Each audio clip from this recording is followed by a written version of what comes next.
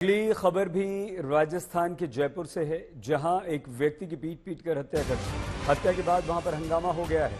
परिजनों के साथ साथ आसपास के लोगों ने जयपुर के पुलिस थाने का घेराव किया, नारेबाजी की। हंगामा बढ़ा तो पुलिस ने एक आरोपी को गिरफ्तार कर लिया। पुलिस ने बताया कि स्कूटी और ई रिक्शा में टक्कर हो गई थी। इसी बात को लेकर विवाद हुआ, जिसके बाद ई रिक्शा सवार 3 लोगों ने स्कूटी सवार को पीट कर मार डाला।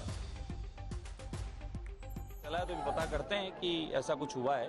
बाकी राजस्थान में जब से एनडीए की केंद्र में सरकार बनी है, उसके पहले राजस्थान में भाजपा की सरकार बनी, तो आप देखें कि अपराधियों को पकड़ा ही जा रहा है। अपराधी बच नहीं सकता। पेपर लीक माफिया हो या जो जितने भी यहाँ पर छुपे हुए थे, लॉरेंस ग्रुप जैसे बड़े बड़े यहाँ अड्डे बनाए हुए थे, या फिर अपने साइबर क्राइम वाले माफिया हों, तो अपराधी किसी भी रूप में यहाँ थे, तो मुख्यमंत्री महोदय स्वयं इन बातों को संज्ञान लेते हुए कार्रवाई करते हैं और समय अनुरूप सब अपराधी पकड़े जा रहे हैं। तो ये माने ये अपराधी भी पकड़े जाएंगे। आज ऐसी कोई घटना घटी भी है तो अपराधी कोई दूर है नहीं, वो जल्दी पकड़ में आएगा। देखिए, बहुत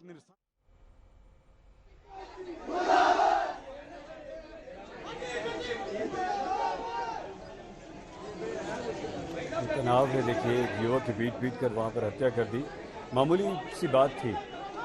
ई रिक्शा में सवार 3 लोग थे, स्कूटी पर ये युवक जा रहा था, दोनों की टक्कर हुई और उसके बाद उस युवक की पीट कर हत्या कर दी गई। पुलिस क्या कह रही है सुनवाते हैं आप।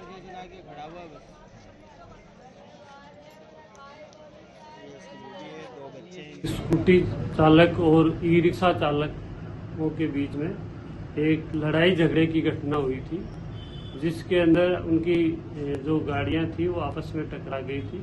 आपस में लड़ाई झगड़ा होने के बाद में दोनों पक्ष अपने अपने घरों की तरफ चले गए। उनमें से एक युवक दिनेश स्वामी, जो कि स्वामी बस्ती के रहने वाले थे, उनका घर जाने के बाद में तबीयत बिगड़ने से मृत्यु हो गई। और दूसरे जो उनके साथी थे जितेंद्र स्वामी, वो अपने घर पे चले गए थे। और ई रिक्शा चालक थे, उनमें से 3 लोग थे जिनको हमने आइडेंटिफाई कर लिया है और उनमें से एक युवक को हमने गिरफ्तार भी कर लिया है। जयपुर में मामूली कहासुनी के बाद हुई एक युवक की मौत के बाद जमकर बवाल कट रहा है। पहले हम आपको पुलिस थाने के बाहर का नजारा दिखाते हैं, जहां के बड़ी संख्या में लोगों ने घेराव किया है। देखिए, शास्त्री नगर पुलिस थाना है, जहां पर बड़ी संख्या में लोग यहां पर पीड़ित परिवार के साथ धरने पर बैठे हुए हैं और कहीं ना कहीं पुलिस के और जो प्रदर्शनकारी है उनके बीच तीखी नोकझोंक हो रही है। थोड़ी देर पहले यहाँ पर हालात तनावपूर्ण हो गए थे, क्योंकि दूसरी तरफ यहाँ पर मोहल्ला समुदाय विशेष का आता है। ऐसे में लोगों ने उस तरफ कूच कर दिया था, लेकिन अब एसडीआरएफ के जवानों ने यहाँ पर मोर्चा संभाला हुआ है। देखिए, यहाँ पर आपको आगे की तस्वीर दिखा देते हैं कि आपको आगे दरगाह है, उस दरगाह के आगे मस्जिद है और इसी तरफ भीड़ ने कूच किया था और उसके बाद यहाँ पर कुछ दुकानें और घर हैं, यहाँ पर पत्थरबाजी भी की गई थी। लेकिन लोगों का आरोप है कि ऊपर से पत्थर फेंके गए थे, जबकि यहाँ पर जो प्रदर्शनकारी है उनमें से कुछ असामाजिक तत्वों ने यहाँ पर पत्थर बरसाए थे, जिसके बाद यहाँ पर कुछ दुकानों के यहाँ पर शीशे फूटे हैं।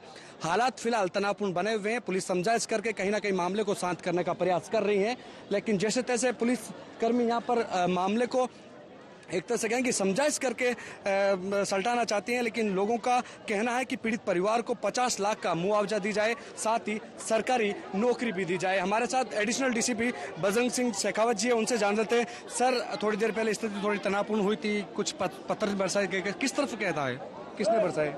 नहीं, अब ये जब मॉब मेंटेलिटी होती है तो उसमें छोटी मोटी बातें चलती रहती है। बाकी ये लोग अब शांति से इनकी जो घोषणाएं हुई हैं वो इन्होंने अपने जो जनप्रतिनिधि हैं उनसे सुनिए और उसके बाद में इनका जो भी है इनसे बात हुई है, तो ऐसी कोई स्थिति नहीं है, सब शांतिपूर्ण है। अभी अपडेट क्या है पूरे मामले में, किस तरह से आरोपियों की गिरफ्तारी हुई है, क्या और भी आरोपी पकड़े गए हैं?